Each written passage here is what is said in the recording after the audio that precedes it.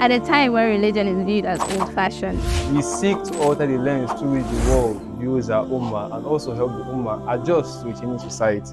The 1ummah Peace and Unity Convention intends to provide a platform for understanding and peace, where people of different races, tribes, and backgrounds come together under the banner of Islam. As ambassadors of our religion, we must spread a message of unity and prosperity, whilst emulating great Muslim scientists from our past, such as Ibn Sina and Al-Khwarizmi. We wish to create an atmosphere where people can discuss real-world problems so that we can debunk the stereotypes and bring Islam to the 21st century.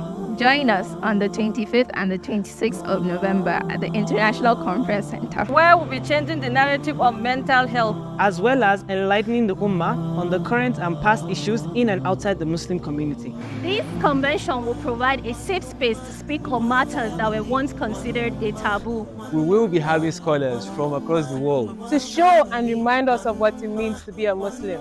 That Islam is not a barrier between faith and modern civilization, but a bridge between them. Join us and be part of changing the narrative.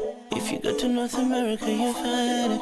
If you go to Europe, you'll find it. If you go to South America, you'll find it. If you go to Asia, you'll find it.